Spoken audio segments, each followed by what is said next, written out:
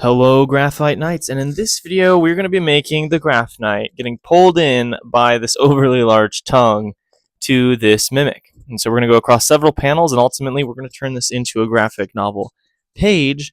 And so there's going to be a little resizing, but I wanted this to work for our video. So you'll notice I'm going to steer too far, I'm going to steer clear of going too far left or right. We're going to be a little more centered because our book right now is planned to be 6 by 9, 6 inches by 9 inches. And we want that to make sense. The YouTube video's format obviously isn't designed to do that for us. To start us off, I'm just kind of giving us like our base. So I know I want my mimic chest. Gonna land here, like this is the end point. This is where the eyes should be ultimately drawn to, no matter where you start on the page. Tongue and Knight should pick you up somewhere and bring you to this point.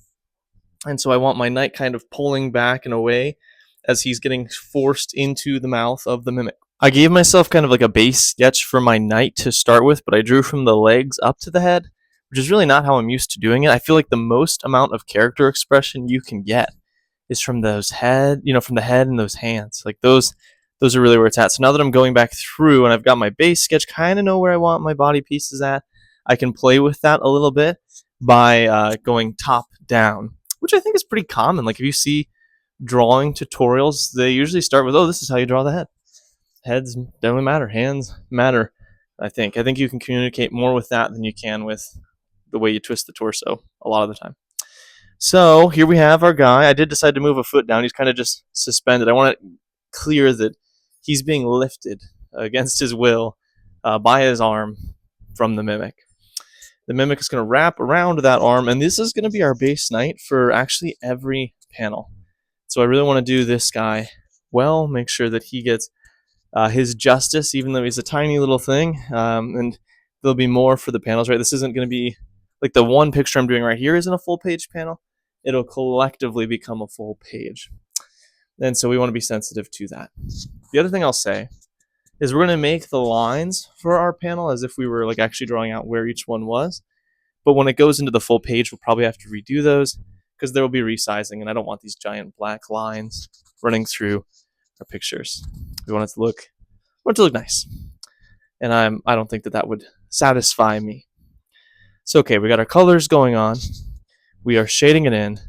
The Graphknight is determined not to be eaten because he is looking for Bagrock, the Terrible, that infamous dragon who he hunts, and then with him as well we have his lady friend, Lady. I'm thinking we're going to call her Victoria, but I've not written that anywhere in the book. And until the book comes out, it's not canon, so I haven't landed on a name yet. But here's what I'm thinking. We'll have our panels kind of like this. Ignore the extra margin we have on the left and the right. The tongue is grabbing him and pulling him in on the top. That's where he's farthest away. I actually want our Knight in the middle to be kind of pushing against the panel. Like, we're going to distort him a little bit. We're going to fatten him out just slightly, so that he's squishing against it, and that tongue is ultimately going to win over, and it's going to pull him out and around that page there, that little panel in the middle right.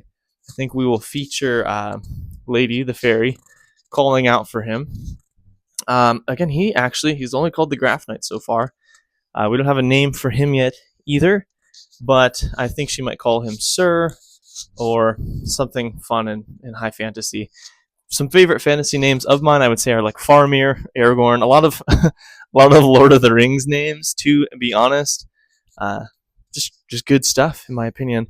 We're going to put these pillars in to show some of the background, put some gold in. I don't want us to escape the landmark that we're at. I want us to be firmly rooted in the story that we've been in so far. So that is the gold that the mimic jumped out of.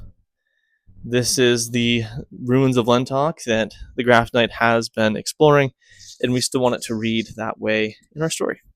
And I know I've said this in other videos, but I want this to be something that you guys can spend time on, not just for the sake of like, oh, like this is a fun story, I'm going to read through this, which I want that.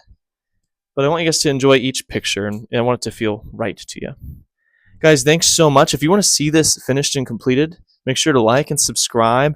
I'll be working on graphic novel panels, full pages, in coming videos. Thanks.